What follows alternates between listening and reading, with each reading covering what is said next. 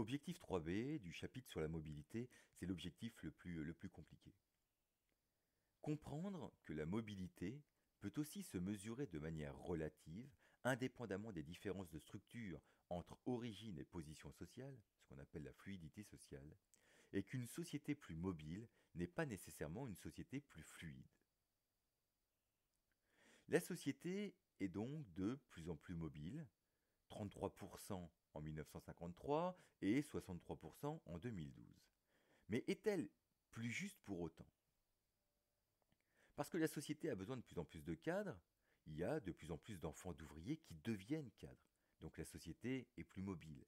Mais peut-on pour autant dire que les enfants d'ouvriers et les enfants de cadres ont les mêmes probabilités de se mouvoir dans l'espace social? Les chances pour les enfants de cadres de devenir cadres peuvent elles aussi avoir augmenté.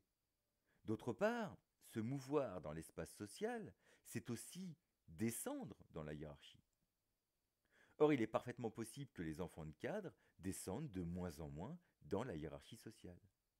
On pourrait ainsi envisager une société globalement plus mobile, parce que beaucoup d'enfants du bas montent ou bougent horizontalement, sans qu'elle soit globalement plus juste, parce que peu d'enfants du haut descendent, parce que ces enfants resteraient des privilégiés.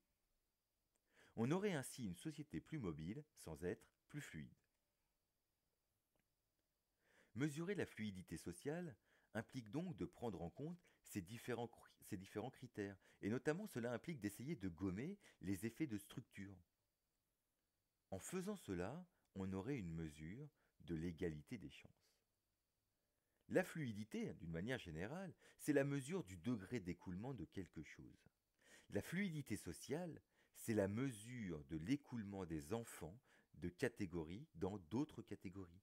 Rappelez-vous certaines expériences que vous avez pu faire en physique-chimie au collège, par exemple. Pour mesurer cette fluidité sociale, on calcule des odds ratios ou mobilité relative. On peut ainsi dire que les chances de devenir cadre plutôt qu'ouvrier sont 30 fois plus élevées pour les enfants de cadre que pour les enfants d'ouvriers. Si la société était une société d'égalité des chances, on aurait 1 et non pas 30, c'est-à-dire que les chances de devenir cadre plutôt qu'ouvrier seraient les mêmes pour les enfants de cadre et les enfants d'ouvriers. Par contre, il faut relever quand même que cette odd ratio valait 92 en 1977. Les chances de devenir cadre plutôt qu'ouvrier étaient 92 fois plus grandes pour les enfants de cadre que pour les enfants d'ouvriers en 1977. C'est 30 actuellement. On peut donc dire que l'on se rapproche de l'égalité des chances, ou on dira souvent que la société est plus fluide.